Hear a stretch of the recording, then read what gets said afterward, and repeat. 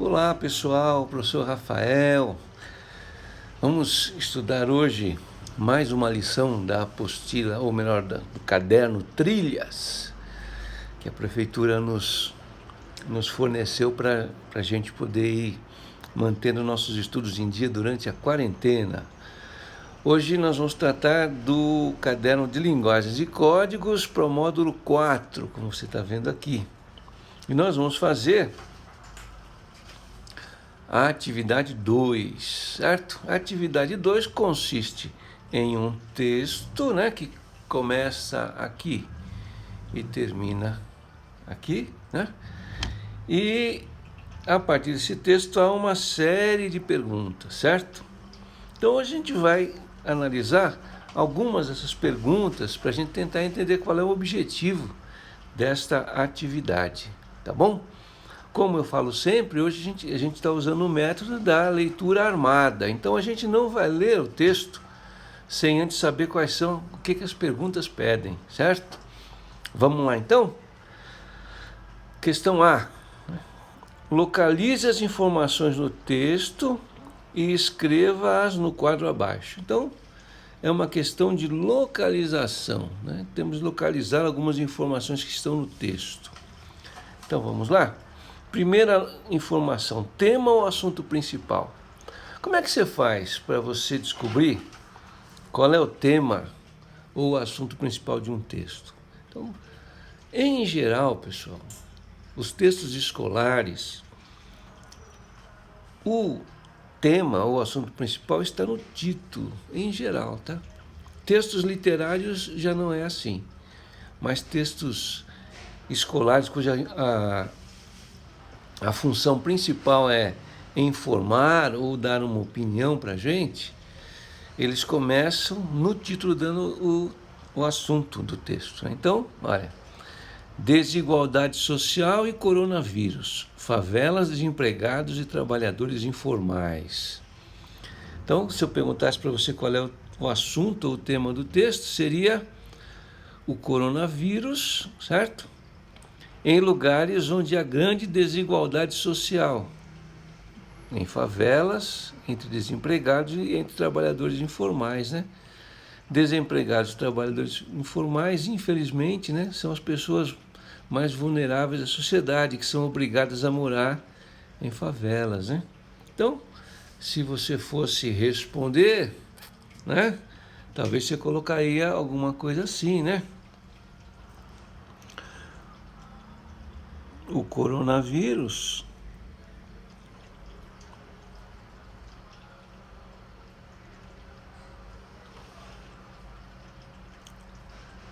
em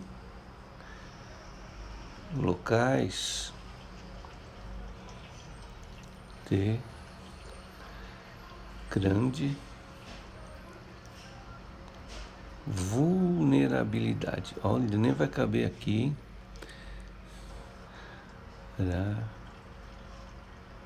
Deixa eu puxar mais aqui. Vulnerabilidade. Certo? Então, não apenas as favelas, mas locais onde as pessoas mais pobres são obrigadas a morar, certo? Como é que o coronavírus se comporta nesses lugares? Esse é o tema do nosso texto, Autor, você vai encontrar facilmente. Data da publicação também é fácil de achar. Nome do jornal, essa talvez eu precise te ajudar. Porque aqui no final dá uma indicação www.otempo.com.br. O Tempo, pessoal, é o nome do jornal, tá? O Tempo. Então, isso você não é obrigado a saber, principalmente a gente que vive em São Paulo, Não somos obrigados a saber que existe um jornal chamado O Tempo. Estado em que circula o jornal. Isso também você não é obrigado a saber, Mas é no estado de Minas Gerais, tá? Então, Belo Horizonte, mais precisamente, Como é que uma dica de que é Minas Gerais, é se você for verificar aqui, defensora pública e defensora especializada em direitos humanos e coletivos socioambientais, Minas Gerais. Está vendo a pessoa que escreve o texto, né? Ela é de Minas e o jornal também.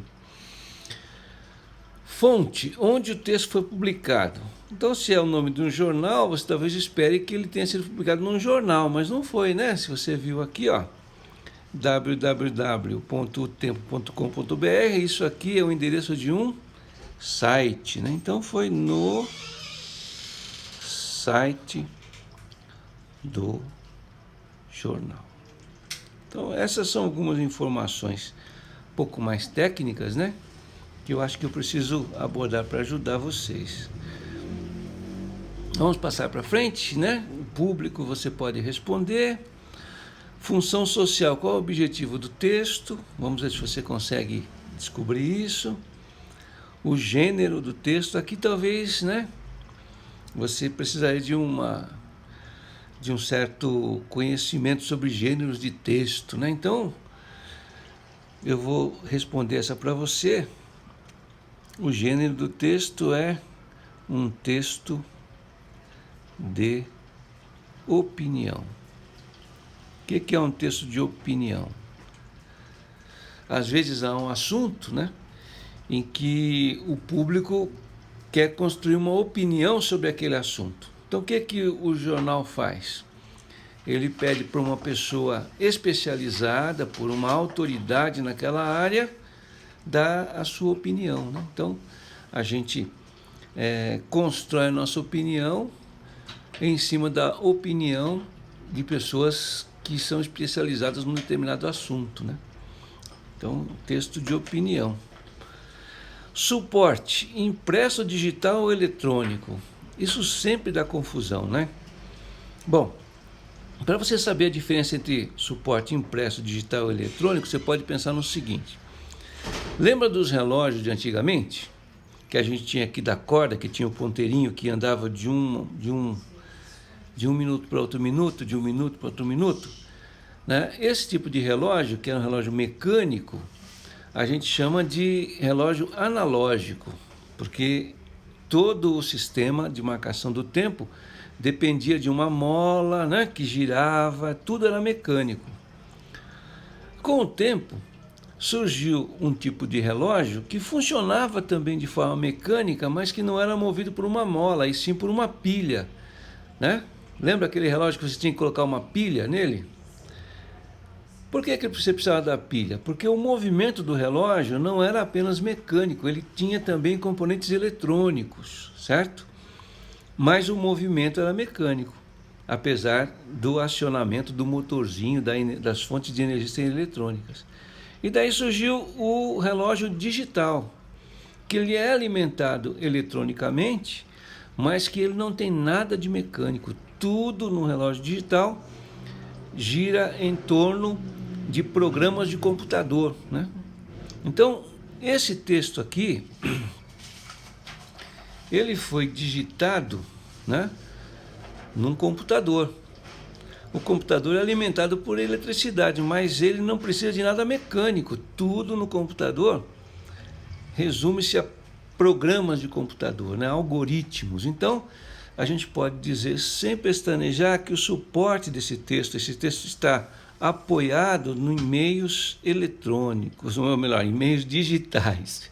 Então, o suporte é um suporte digital. Para você ler esse texto, você tem que ter uma tela de computador, né? O que a gente fez aqui, imprimindo o texto, reproduzindo o texto fisicamente, não é necessário, né? Você pode ler esse texto na tela do computador. Então, o suporte é digital, certo? Então, os outros requisitos dessa questão, eu acredito que com o que vocês viram até agora nas nossas apostilas, se vocês acompanharam aí as aulas, né, vocês estão em condições de responder. Eu gostaria também de considerar com vocês a questão C. Qual a importância dessa informação, a informação sobre a autora, aos leitores do texto? Veja, o texto diz que a autora do texto chama-se Cleide Aparecida Nepomuceno, que é defensora pública, né? Defensora especializada em direitos humanos, coletivos e socioambientais. Então, o título dela, né?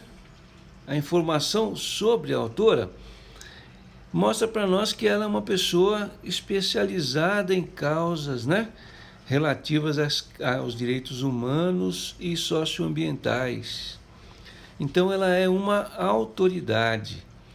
Essa informação, ela dá peso ao texto que está sendo escrito, né?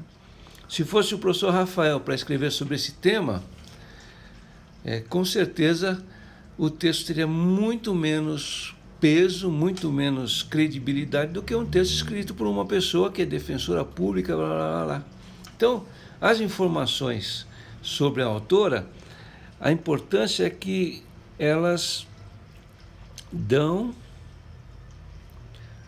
maior credibilidade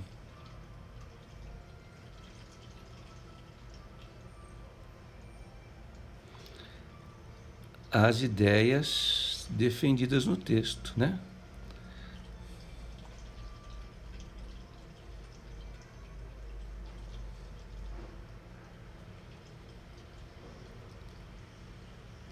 Texto. Certo? Bom, e aqui tem a pergunta D, que é uma pergunta relativamente fácil de responder. Vocês vão responder com uma moleza. A pergunta D também fala sobre as recomendações, né, para a gente evitar a contaminação com o coronavírus. A questão F é interessante, porque a questão F pede que você dê a sua opinião, né? Olha, você tem conseguido manter, então você vai falar sobre você, nem precisa ler o texto, né? É só você verificar o que está ali. A questão G, no segundo parágrafo, a autora afirma, e aí vem a afirmação dela, né? Olha aí, você concorda com essa afirmação? Então você vai ler essa afirmação e você vai tirar uma conclusão. Você acha que essa afirmação está certa ou se ela está errada, né? E vai dizer por que você acha que ela está certa ou por que você acha que ela está errada. Então é uma questão de interpretação, né? Você lê o texto, a interpretação, pessoal, nunca está no texto. Ela sempre está fora do texto. Está nas conclusões que você, que é o leitor, tira das ideias que estão no texto, né? Agora, a compreensão não, a compreensão que está no texto. Quando diz aqui, por exemplo, ó, a autora afirma. Então, se fosse para a gente saber o que a autora afirma, a gente iria para o texto para saber, certo? Então, há informações que estão no texto, há informações que dependem da nossa interpretação. Essa daqui, ó, a H. Porque, segundo os especialistas, o risco de contaminação é maior nas favelas? A resposta está no texto, porque é segundo os especialistas. Quem é que disse para a gente o que os especialistas pensam? O texto. Então você vai ter que ler o texto para achar a resposta, né? Olha aí, ó. De acordo com o texto. Então as respostas estão no texto, certo? Olha a J aqui, ó. Na opinião da autora. A opinião é da autora. Onde é que está a opinião da autora? No texto, certo? Então, são questões que exigem que você vá procurar a resposta no texto e há questões que exigem que você tire suas próprias conclusões do que o texto diz. Então, é uma série de questões bem interessantes para aumentar nossa compreensão sobre os efeitos do coronavírus em lugares onde há grande desigualdade social. Espero que vocês leiam o texto, façam os exercícios e espero que a nossa aula tenha contribuído para a compreensão de vocês. Muito obrigado e até a próxima vez. Tchau, tchau.